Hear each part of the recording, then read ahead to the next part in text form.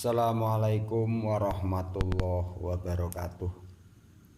Alhamdulillah wassalatu wassalamu ala rasulillah wa ala alihi wa sahbihi wa mawalah, amma ba'du. Pemirsa sekalian, pemirsa Ta'aruf Channel yang kami banggakan, pada kesempatan kali ini di pertemuan yang kedua, karena pertemuan pertama adalah pembukaan, pada pertemuan kali ini berarti pertemuan kedua, sebagaimana yang sudah kami sampaikan bahwa channel ini nanti akan mengupas cerita-cerita dari para alim ulama, cerita nyata dari para alim ulama yang terangkum dalam kitab Irsyadul Ibad. Bisa dilihat konten yang pertama. Langsung saja untuk yang pertemuan kali ini. Sebelumnya terlebih dahulu marilah kita bacakan surat Al-Fatihah. Yang pertama untuk pengarang kitab Irsyadul Ibad, yaitu Al-Imam Al-Fadil Wal-Hamam Al-Wasil Asy-Syaikh Zainuddin Al-Malabari. Yang kedua kepada seluruh masyayikh, seluruh guru-guru dari pengasuh Majelis Dzikir Al-Hikmah, yaitu dari Dzurriyyah Darboyo, yang sangat kami banggakan, terutama kepada beliau Hadratus Syekh Bayi Abdul Karim, Bayi Marzuki, Bayi Makhrus Ali, Bayi Idris Marzuki. Marilah kita baca Fatihah untuk beliau semua, tak lupa, tidak terlupakan kedua orang tua kita yang telah membimbing kita. Lana walahumul Fatihah. A'udzubillahi minasyaitonir rajim. Bismillahirrahmanirrahim. Alhamdulillahirabbil alamin arrahmanir rahim maliki yaumiddin. Iyyaka na'budu wa iyyaka nasta'in ihdinas siratal mustaqim. Siratal ladzina an'amta 'alaihim ghairil maghdubi 'alaihim waladdallin. Amin. Pemirsa Ta'aruf Channel yang kami banggakan, pada kesempatan kali ini kita masuk pada bab pertama, yaitu bab iman. Pada bab iman ini nanti akan ada 3 cerita, tapi satu konten satu cerita, berarti dari satu bab ini akan dijadikan 3 konten. Bisa disimak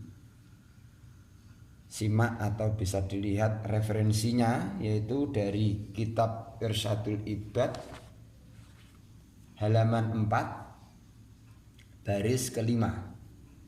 Irsyadul Ibad halaman 4 baris kelima. Jadi cerita yang kita sampaikan ini berdasar kitab Irsyadul Ibad dari Shahifah, halaman atau baris-barisnya kita jelaskan. Jadi para pemirsa yang berkesempatan untuk menasheh atau mengecek kebenaran dari cerita dipersilahkan, yaitu Irsyadul Ibad halaman 4 baris ke-6. Kita awali. Bismillahirrahmanirrahim. Wa hukiya Imamuna Muhammad Ibnu Idris Asy-Syafi'i radhiyallahu anhu Cerita ini berawal dari ceritanya Syekh Imam Muhammad Ibnu Idris Asy-Syafi'i, atau yang sering kita kenal dengan Imam Syafi'i. Kita mudah mengenalnya dengan kata Imam Syafi'i. Sebelum kita masuk pada cerita, jadi untuk meyakinkan bahwa cerita ini, cerita yang akan disampaikan itu adalah real, benar-benar kejadian, bukan cerita bohong, bukan cerita hoak seperti zaman sekarang. Ini sumber cerita tersebut itu dari Imam Asy-Syafi'i. Siapa tahu Imam Syafi'i itu?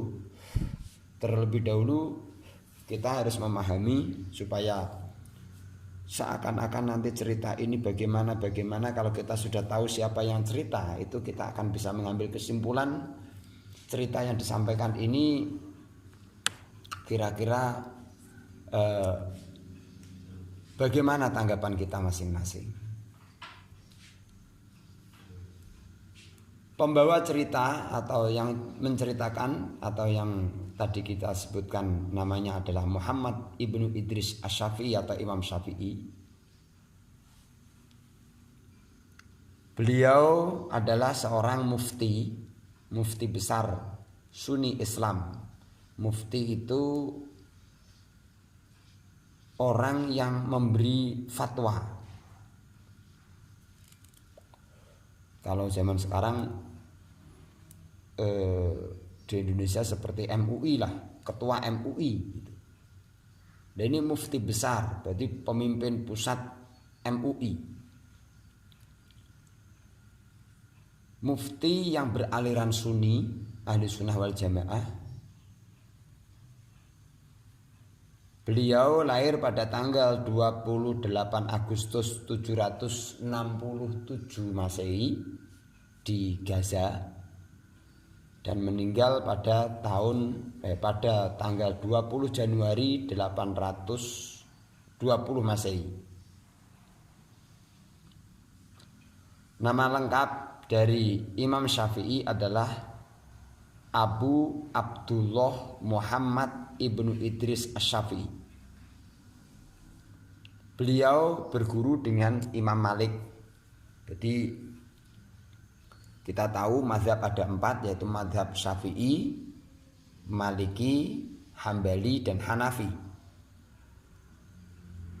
Imam Syafi'i ini adalah murid daripada Imam Maliki. Imam Syafi'i ini menjadi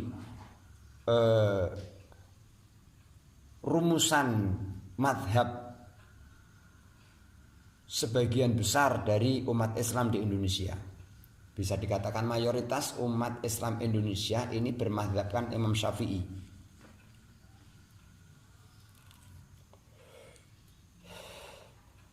Beliau seorang ulama besar, meninggalkan karya-karya kitab yang sangat banyak, akan tetapi yang sangat fenomenal atau sangat terkenal adalah kitab Ar-Risalah yang pertama, kemudian kitab dan yang ketiga Musnad Asy-Syafi'i. Ini kitab-kitab yang umum kita temukan. Kalau pemirsa sekalian belum punya, silahkan kalau mau beli di toko kitab itu banyak itu. Tinggal bilang Ar-Risalah itu pasti punya Imam Syafi'i. Kitab itu kitab Imam Syafi'i. Kitab itu besar. Itu sampai berapa jilid itu? Insya Allah kalau tidak salah 9 jilid. Ini kalau nanti ada kesalahan jumlah dari jilid kitab bisa direvisi melalui komentar. Ini yang kami maksud adalah kitab karya Beirut atau kitab yang kitab kuning, bukan terjemahan ya. Beliau mempunyai keistimewaan, diantaranya usia 7 tahun sudah hafal Al-Quran. Pada usia 10 tahun beliau sudah mempelajari dengan sempurna kitab Muwatta karya Imam Malik. Padahal kitab Muwatta itu kitab unggulan daripada Imam Malik. Ini ditempuh usia 10 tahun sudah selesai, sudah khatam. Itu diantara karomah yang dimiliki oleh Imam Asy-Syafi'i. Kemudian beliau ini adalah salah satu dari 4 madhab yang mencetuskan esensi ilmu fikih dengan 4 sumber, yaitu Al-Quran, hadis, ijma', qiyas. Karena sering kita dengar Quran, hadis, Al-Quran dan hadis, Al-Quran dan hadis. Kalau versi atau esensi dari Imam Asy-Syafi'i ini untuk menentukan suatu hukum diambil dari Al-Quran, kemudian hadis, kemudian ijma', kemudian qiyas.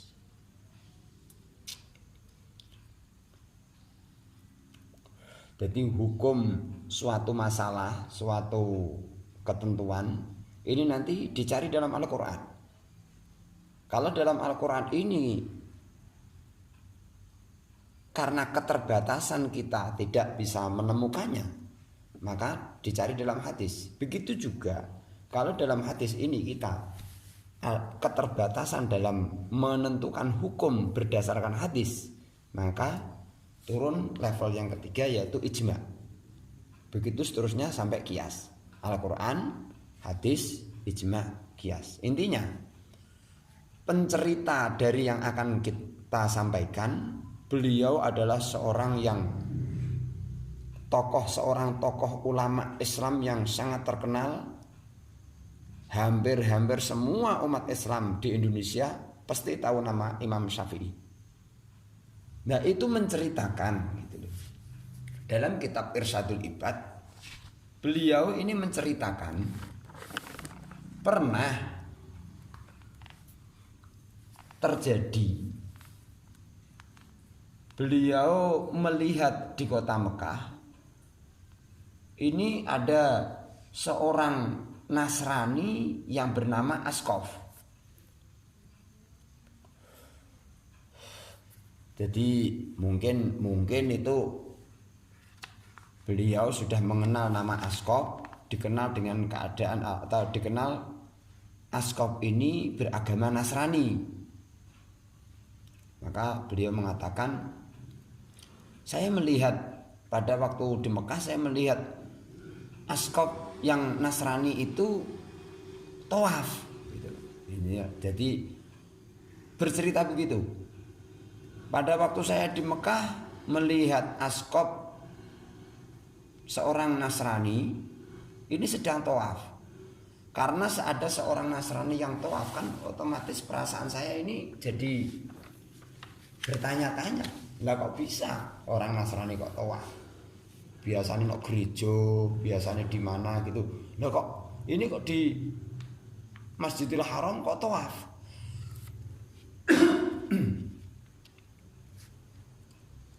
Akhirnya maksud kami adalah Imam Syafi'i. Kemudian Imam Syafi'i ini bertanya kepada Askof, "Malladzi rohibaka an dini abaika?" Apa yang menyebabkan kamu ini meninggalkan agama bapak nenek moyangmu? Karena menurut mereka agama Nasrani itu adalah agama nenek moyang. Apa yang menyebabkan kamu pindah agama? Kalau kita bilang itu, kenapa kamu mu'alaf? Seperti kejadian Deddy Corbuzier masuk Islam, itu kan juga gitu. Kenapa Deddy Corbuzier masuk Islam? Kenapa mu'alaf? Kenapa? Ya itu biasa seperti itu. Begitu juga Imam Syafi'i ini melihat Askof, seorang Nasrani yang sedang tawaf. Ini juga bertanya-tanya, kok bisa Askof ini tawaf? Kenapa? Namanya tawaf berarti kan sudah masuk Islam. Kenapa masuk Islam? Kemudian Askof ini menjawab,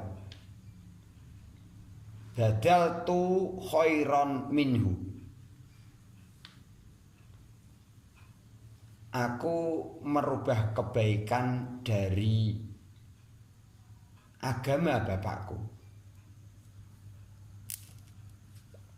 Jadi kebaikan agama bapaknya, maksudnya itu berarti aku berpindah dari agama Nasrani menuju ke agama bapaknya, yaitu agama Nasrani ini kalau di telusuri, semua agama itu pada dasarnya adalah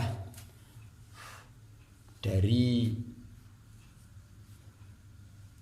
semua agama, semua nabi ini pada dasarnya mengkerucut pada Nabi Ibrahim. Makanya Nabi Ibrahim disebut bapaknya para nabi, karena keturunan daripada Nabi Ibrahim ini menurunkan nabi-nabi setelah Nabi Ibrahim, bisa dikatakan begitu. Makanya disebut bapaknya para nabi. Jadi Nabi Isa yang menurut orang Nasrani adalah pembawa agama Nasrani, ini adalah keturunan Nabi Ibrahim dari Nabi Ishak. Kalau Nabi Muhammad ini keturunan Nabi Ibrahim dari Nabi Yusuf.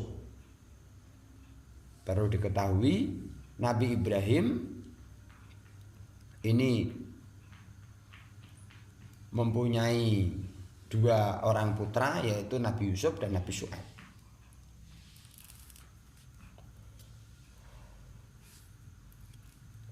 Kemudian setelah dijawab begitu, tadi pertanyaannya, kenapa kamu masuk Islam? Udah gitu enak, lebih enaknya gitu. Dijawab, saya berpindah menuju agama bapakku, yaitu agama Islam maksudnya. Kemudian Imam Syafi'i bertanya, fa kaifa kana dzalik? Kok bisa begitu? Fa kaifa, mongko hale kaya apa kana ana apa dalika mengkono-mengkono mu'alaf, mengkono-mengkono badal tuh. Kok bisa kamu menjadi mu'alaf? Penyebabnya apa? Kronologinya itu bagaimana? Jadi ada kronologinya. Jadi seorang masuk Islam itu bukan karena keturunan, keliru. Kalau orang itu mengatakan Islam itu karena keturunan, bukan. Islam itu adalah keyakinan. Kenapa orang itu Islam? Bukan karena bapak ibunya Islam terus jadi Islam. Ya memang ada sebagian orang yang berpendapat seperti itu, tapi sebenarnya tidak begitu, tidak boleh, atau Islam tidak mengajarkan begitu. Kita mengakui Islam sebagai agama kita ini karena keyakinan kita, bukan karena orang tua kita. Islam itu ngajarnya begitu. Tapi memang ada yang berpikiran nyatanya kalau bapak ibunya tidak Islam juga tidak Islam. Itu saya terlepas dari itu. Kemudian fahukiya li annahu raqaba. Kemudian si Askof ini bercerita, suatu ketika gini, Mbah Yai Imam Syafi'i, Syekh Imam Syafi'i, begini ceritanya. Suatu ketika saya ini naik kapal. Lah, pada waktu saya di tengah lautan, ternyata kapal yang aku naiki ini pecah, rusak. Diterjang ombak yang begitu besar hingga kapal yang aku naiki ini rusak berkeping-keping. Nah, di situ ada sebuah papan kayu yang kemudian tak gapai dan saya berusaha berenang dengan bertumpu pada papan kayu tersebut. Nah, karena di tengah laut ombak di sana terus menerus, ombak ini menghantam, padahal posisi waktu itu saya berpegang dengan sebatang kayu ini. Ombak itu menerjang terus menerus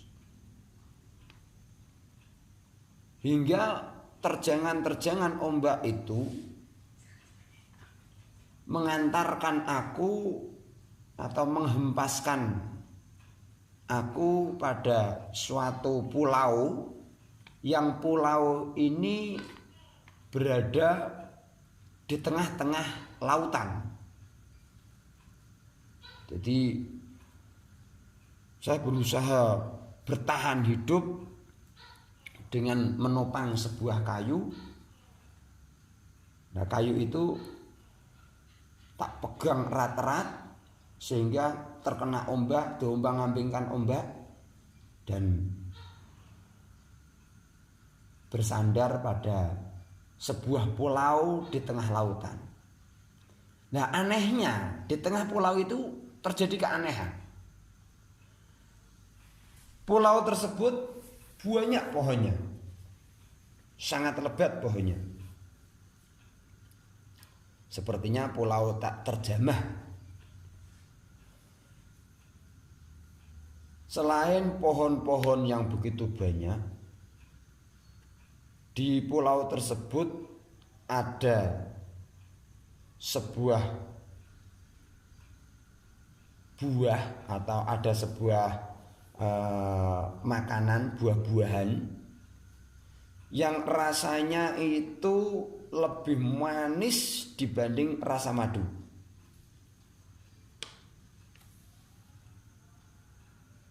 Dan di saat makan ini lebih halus, lebih lembut dibanding susu buah tersebut. Jadi saya belum pernah menemukan buah itu, saya belum pernah. Buah aneh ini. Nah, di pulau tengah laut tersebut ada sebuah bengawan yang di situ airnya terasa air tawar, padahal di tengah laut loh ya. Di tengah laut tapi rasanya airnya itu air tawar. Kemudian saya alhamdulillah saya bisa menemukan air, bisa menemukan makanan, sehingga saya tidak kelaparan dan saya tidak kehausan. Di sana saya makan, minum, sudah puas, sehingga legalah rasa dalam hatiku karena tidak kelaparan, padahal tidak ada teman, saya sendirian. Saya tidak membayangkan di tengah laut itu nanti bagaimana, sudah tidak terbayang sama sekali itu. Pokoknya ada makanan, wis alhamdulillah makan, ada minuman, minum gitu aja. Tibalah waktu sore. Jadi sampai sehari, kemudian malam. Nah, karena kondisi dari pulau tengah laut tersebut itu pepohonannya sangat lebat, aku khawatir kalau nanti di tengah malam ada ular yang menggigit, bagaimana? Ada singa yang membunuh saya, bagaimana? Intinya saya ketakutan. Ini ada kekhawatiran dalam hatiku atas keselamatan, karena saya tidur tidak tahu bahaya yang mendekat. Akhirnya saya putuskan untuk naik ke pohon dan saya tidur di ranting atau di dahan pohon tersebut. Pikiran saya, kalau nanti saya tidur di pohon, di dahan pohon, tidak mungkinlah singa atau macan ini mau menerkamku, tidak mungkin. Aman. Paling bahaya itu ya dari ular. Sudah saya kondisikan supaya nanti aman. Ular-ular pun tidak mendekat. Perkiraan saya begitu. Nah, saya berusaha tidur di dahan pohon tersebut sampai larut malam, kesulitan tidur saya. Waktu sudah semakin malam, semakin malam, semakin malam, semakin malam, sampai pada waktu tengah malam. Di saat tengah malam ini aku menemukan sebuah bayangan berwujud hewan yang berjalan di atas air. Jadi di keremangan malam sinar rembulan itu saya melihat ada sebuah bayangan hewan yang sedang berjalan di atas air.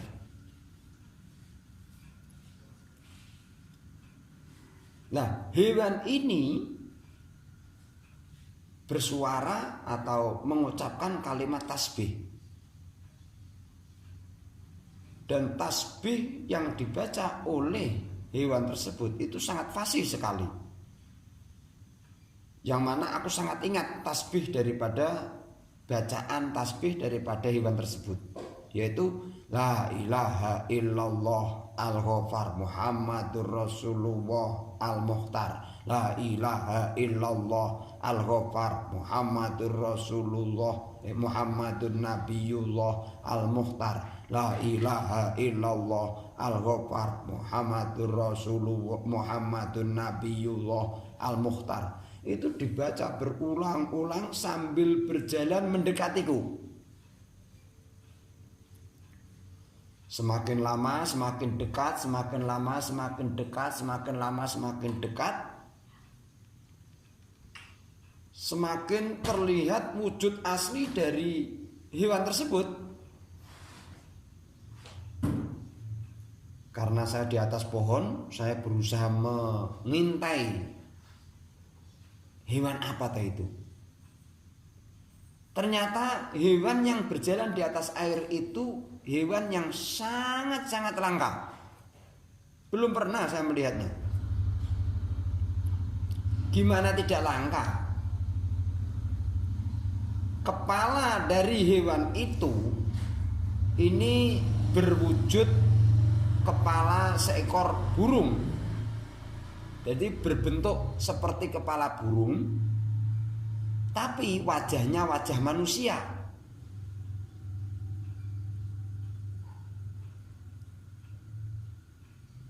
Hewan berkepala burung, wajah manusia, wujudnya atau fisiknya ini seperti seekor onta dan mempunyai ekor. Ekornya ini seperti ekor ikan. Coba pemirsa bayangkan sendiri, seekor onta, kepalanya burung, wajahnya manusia, punya ekor ikan. melihat seperti itu, hewan yang aneh seperti itu, semakin takut aku. Fahiftu ala nafsi al-halakah. Wah, ini berbahaya ini. Menurut saya gitu. Saya takut ini. Nanti bisa-bisa ini hewan apa ini? Jin atau apa ini? Kok hewan kok seperti ini? Gitu. Akhirnya saya pelan-pelan berusaha turun dari pohon. Berusaha mengendap-endap supaya tidak terdengar suara, karena saya khawatir nanti kalau keluar kresek-kresek gitu hewannya nanti melihat, wah aku diburu, wah bisa dimakan aku. Akhirnya aku turun pelan. Wawalai itu hariban. Akhirnya saya berusaha. Setelah melihat kondisinya sepertinya aman, aku berusaha lari ambil langkah 1000. Wes, lari ambil langkah 1000 kalau sekarang itu namanya. Lah pada waktu aku lari menjauh dari hewan aneh tersebut, lah malah hewan aneh itu melihatku. Dan hewan aneh itu berkata, Kif. Kif itu kalau bahasa Indonesianya berhenti. Kif wa illa halakta. Berhenti kamu. Kamu berhenti atau aku bunuh kamu gitu. Wah, tambah takut aku. Melihat wujudnya saja saya sudah ketakutan. Apalagi ditanya begitu. Hewannya sudah aneh, bisa bicara lagi. Aku mau lari malah. Mesti para pemirsa tahu bagaimana perasaan dari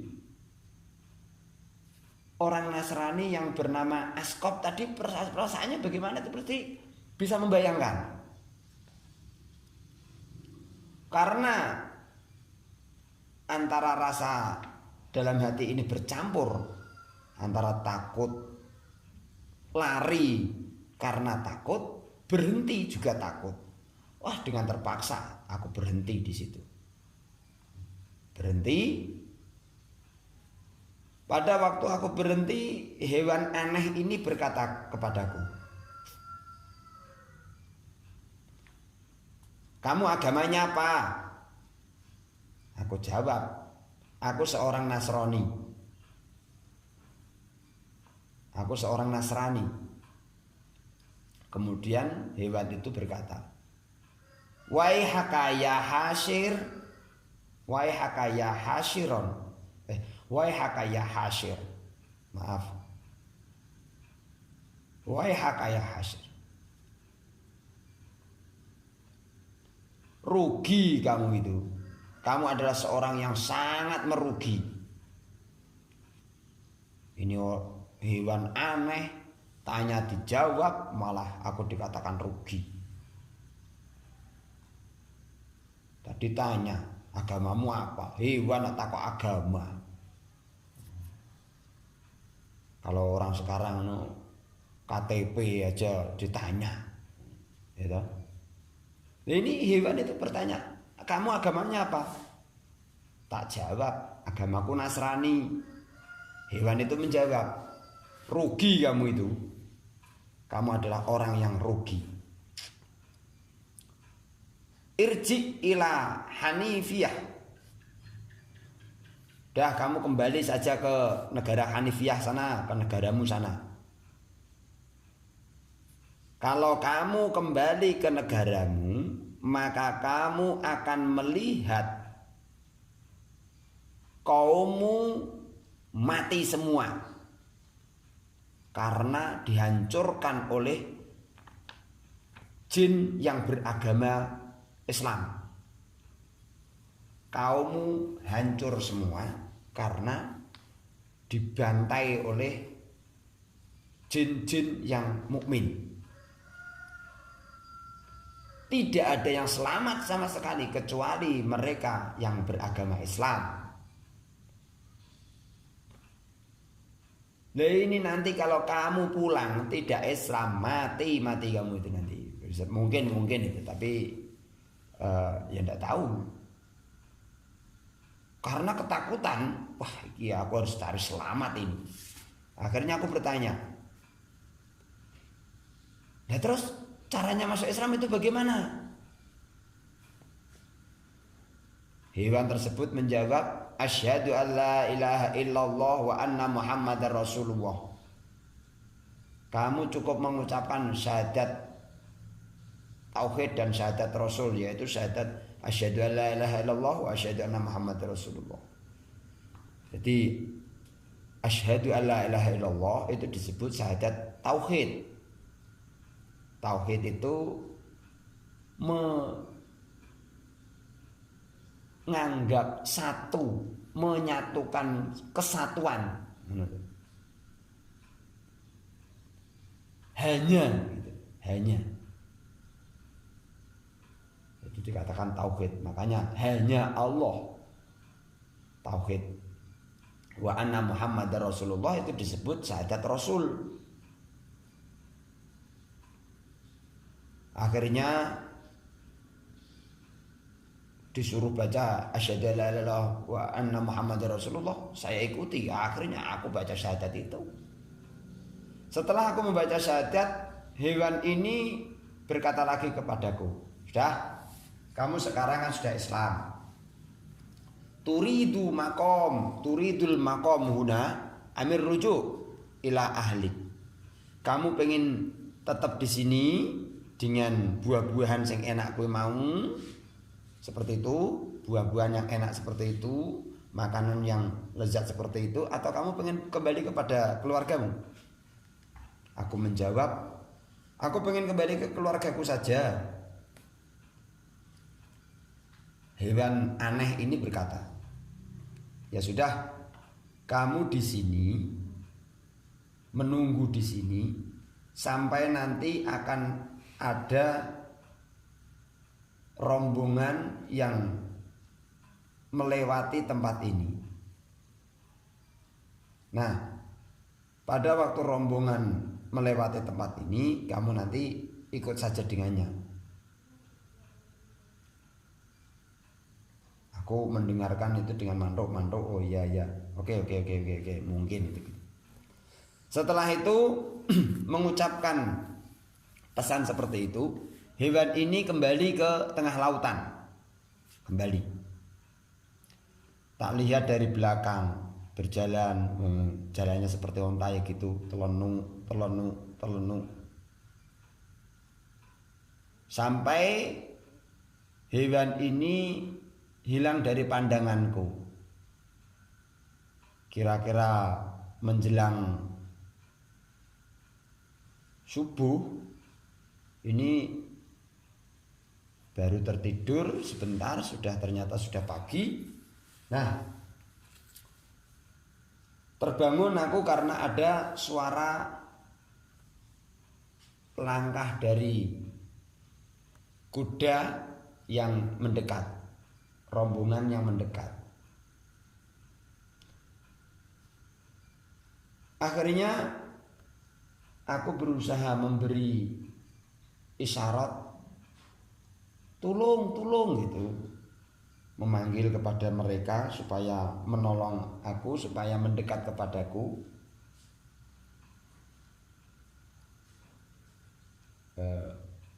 Rombongan bukan rombongan kuda ya, rombongan kayak perahu kapal gitulah. Akhirnya saya membuat isyarat supaya mereka melihat dan mau mendekat kepada pulau di tengah laut tersebut. Akhirnya mereka benar-benar mendekat kepadaku dan aku naik di perahu tersebut. Di dalam perahu itu ada 12 orang laki-laki. Semuanya beragama Nasrani.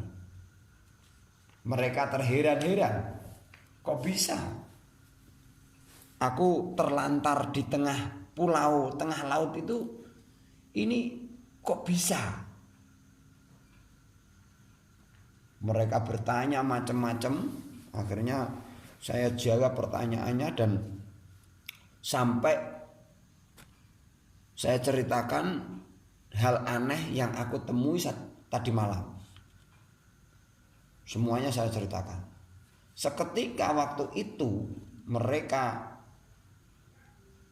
masuk Islam disebabkan karena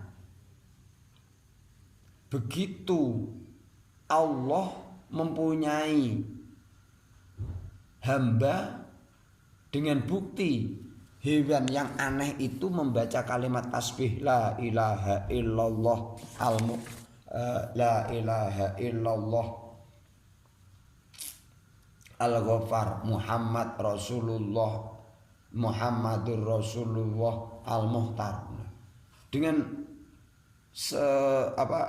hewan yang membaca tasbih seperti itu menjadikan mereka yakin bahwa agama Islam itu adalah agama yang benar-benar milik Tuhan, milik Allah. Nyatanya hewan saja mau berzikir, mau bertasbih. Berarti agama yang benar itu adalah agama Islam. Akhirnya kedua belas penumpang dari kapal yang menolong saya itu semuanya masuk Islam. Nah, itulah Syekh Imam Muhammad bin Idris atau Syekh Imam Syafi'i, penyebab saya meninggalkan agama Nasrani dan pindah ke agama Islam. Karena dengan mata kepala saya sendiri saya melihat seekor hewan yang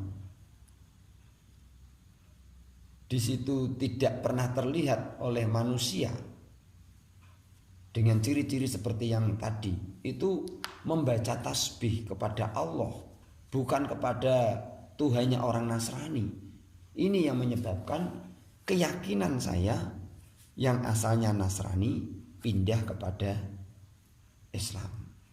Pemirsa sekalian, inti daripada cerita ini adalah keimanan seseorang ini harus didasari dari hati yang benar-benar yakin atas ketuhanan Allah, atas kekuasaan Allah, yakin bahwasanya Allah ini memang Tuhan yang berhak disembah. Allah ini memang benar-benar sebagai Tuhan, tidak ada yang lain selain Allah, itu tidak ada. Nah, dari cerita ini tadi Allah memberi fasilitas, walaupun toh di tengah laut ini ada makanan, walaupun toh di tengah laut ada air yang tawar, ini sudah tidak bisa diterima akal. Jangankan di tengah laut, pantai-pantai saja itu berapa kilometer itu terasa asin. Nah, ini kok ada di tengah laut ada air tawarnya. Belum lagi ada hewan yang kerjaannya itu kok membaca tasbih. Tasbih itu kalimat tasbih kepada Allah, bukan kepada Tuhannya orang Nasrani. Itulah yang menyebabkan saya berpindah dari agama Nasrani menuju ke agama Islam. Demikian cerita dari bab pertama tentang iman. Semoga cerita yang kami sampaikan bermanfaat dan bisa menambah hasanah keyakinan kita atas keimanan kita semua kepada Allah Subhanahu wa taala. Marilah kita tutup pertemuan kali ini dengan membaca sholawat nariyah sebagai doa penutup dari pertemuan kali ini. Shallu ala Nabi Muhammad. Allahumma sholli sholatan kamilatan wa sallim salaman tamman على سيدنا محمد الذي تنحل به العقد وتنفرج به الكرب وتقضى به الحوائج وتنال به الرغائب وحسن الخاتم ويستسقى الغمام بوجهه الكريم وعلى آله وصحبه في كل لمحة ونفس بعدد كل معلوم لك. Cukup sekian, ihdinas siratal mustaqim wal afu minkum. Wassalamualaikum warahmatullahi wabarakatuh.